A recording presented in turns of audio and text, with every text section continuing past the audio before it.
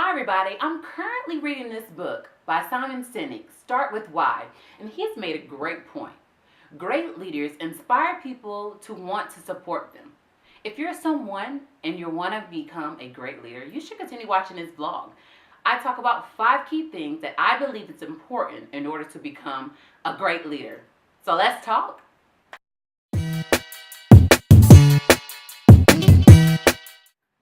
First and foremost, I think that the most essential part of being a great leader starts with yourself. Making sure you yourself are well prepared. And that comes with making sure you're mentally, emotionally, spiritually, and you're just physically prepared for what you're about to endure. Because you no longer become responsible of yourself. You become responsible of your team members. You become responsible of the mission. You become responsible of the organization. And that can be very stressful. It can be very draining. So you want to make sure you yourself are in the correct headspace, that you yourself are optimal, that's ideal, that you put yourself in the best position possible so that you can be of service to somebody else. Now, I'm not saying that you're going to be perfect. No one's perfect. I myself am not perfect. I do waver from time to time. I put myself on this strict regimen where I'm waking up early and I'm hitting the gym hard. And then I'm having that quiet time for myself, and I'm getting myself prepared for work, whatever have you. But there are often times where I'm charging so hard, I'm like, oh my gosh, I'm exhausted.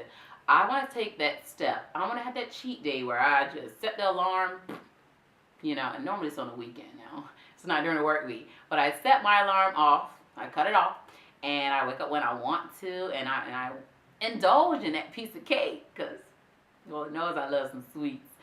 So, but just taking that time to take a step back where you're not worried about deadlines or you're not worried about planning, and you just refill yourself. So once you are able to put yourself in a routine, you can have that little cheat day. You can have that weekend when you're like, oh man, it was a stressful week, it was a long week, but I'm so ready to get after it again. And that's the first thing that you need in order to be a great leader. Build yourself up. Now, the second most important thing is knowing your team. Now, this is limitation, this is capabilities, this is personally, because these are the people who are working for you, who are making things happen. They are the most important piece to ensuring that your mission is accomplished. Now, this goes back to what Simon Sinek says, great leaders inspire. And I'm taking it away from the fourth thing, but inspiring people to want to support you is so very important. And it all starts with knowing your team. It's taking that time to ask them how they're doing before you just tell them that you need this done, or before you ask them to do this task for you. It's saying, hey, how was your morning? How's your family? Do you have kids? Do you have a husband? Do you have a wife? Your significant other? What's your favorite thing to eat? What do you like to do on a town? Like, get to know your people. And from that, you can kind of gauge their strength, their weaknesses. You can kind of see if they're very articulate. You can kind of see if their thing is very technically savvy. You can kind of gauge various things by just simply having a conversation with your people, so that you can use emotional intelligence to kind of to build your team, to use your team in a way that works for you. And also, it builds rapport, it builds character. You build respect within your team when you just take that time to get to know them. So for me, when I'm paper pushing all day, I'm hitting it hard, and I need to step away from my desk, I normally utilize that time to just go and engage with the people in my team. I go sit in their office. I go start a conversation with them. I get to know them. I talk to them. And I let them know a little bit about me. Now, we're not going on personal, super personal, but I do share some of myself so that they know that they can trust me. And I want to trust them. And just sharing that and being able to have that dialogue with your crew, your team, it just builds camaraderie. And it's the sky's the limit after that. The sky is the limit after that. So the third most important thing in being a great leader is to communicate. Okay. So the third most important thing to do is to communicate effectively, to be able to set a clear vision. Now, this is so imperative, especially for your team. You want to be able to convey big picture. Hey, here's what Here's why we're doing what we're doing. Here's why your job is so important. Here's why you are so valued here within this organization. Being able to do that and have your team buy into what you're selling is golden. As well as being able to effectively communicate to your bosses, higher echelon, to let them know, hey, this is what my people are doing. Here's what we're doing. Here's how far we are from the mission. Being able to show that progress, to say, hey, this is what we're doing for the organization. So you can get feedback back. So you can get feedback on whether or not you're doing a good job, or if you need to step up your game. It's being able to articulate what is going on, and that's so very important. Now for me, I was doing all of this within my organization, but I had gotten feedback that I was not updating my boss enough. So that's something I needed to work on. I started to do one-on-one with him in the morning. I was able to say, hey sir, this is what we did yesterday. This is what we plan on doing today. Is there anything that I'm missing? Or is there anything that you want us to accomplish that I'm not tracking? And that worked out fine. Now, you can also send updates via email, whatever works for you and your boss, whatever works. Just be mindful that it's imperative that you send feedback so that they stay abreast on what's going on at your level. And they have that visibility with you there, although you're managing and you're doing what you're supposed to be doing as a leader, you want to be able to communicate 360. Everybody should know what's going on. Everybody should have the resources.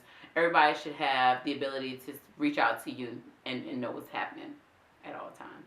So, the fourth thing, which I somewhat mentioned earlier, was inspire. Great leaders inspire.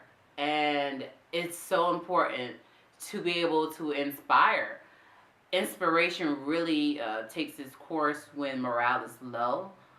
You see it a lot of the times during that time. Morale is low, and it's time for you to motivate them, and it's time for you to really make sure the mission is accomplished. You want to be that leader who is able to re-energize your team, to have them really want to get after the mission and have them buy into what you're selling them. And at that time, it's kind of like, hey, what have you been doing the whole time? Because you rely on your team. I don't think a lot of people understand how much your team actually does a lot of the work. They do the legwork. You make sure things are in order. You make sure people are where they need to be. But the legwork, it comes from your team. Inspiration, you can't buy that. It comes from genuity. It comes from you just having that time, putting that time in, gaining that respect from them. That's when inspiration comes from. It's being able to say, hey, I'm here with you. I'm here dirty, stinking. For me in the military, it's normally in the field time when we have to make sure inspiration is seen because morale is low, and we're probably in the field for some time, and we haven't showered, and we haven't eaten a hot meal, and it's like, hey, I'm with you. We're doing this, and we're doing so well. We just keep it up, doing this right here. We can accomplish this. They say without a plan, you plan to fail. So that's the fifth thing. Having a strategic plan is what great leaders do to start anything. Whether it's a mission or end state they plan first. Simon Sinek says the decision or a course of action that yields a desired effect that is repeatable comes from taking the time out to plan. So before anything, you want to actually sit down to plan. Hey, I have an end state. I have my mission. I have this amount of people. This is my team. This is what they will be doing. This is the time that's allotted. This is what I predict we can get this done. It's taking the time to know step by step. If I do this, then this will occur. And then even if it doesn't happen according to plan, you have a foundation that you can go back and you can refocus, that you can change, you can analyze and alter, and you can also have that plan for your next task. But the importance to this is having a plan. Just like your life, just like your goals. You have those professional career goals. You have your personal goals. Maybe you want to, gain your master's. You want to get a promotion. You want to lose weight. Anything. You need a plan. You need a plan, and you need it to be as concise and clear as possible so that you can have a foundation that's solid before you start on your journey. And that's The 5 key things I think are essential to be a great leader. 5. I hope you were able to take something away today. To connect with me in the future, do so at www.maxperspective.com for all your consulting needs. And follow me on all my social media outlets listed in the description box below. I'm on IG, I'm on Facebook, I'm on Twitter. And especially my Facebook group, Leading Ladies Mentorship for Women of Color. The link is listed in the description box below, where you can get direct interaction with me and other women alike, other women leaders within this world, all at one location. So join us. Click the link, join the group. This has been Max Perspective, bringing you a fresh point of view.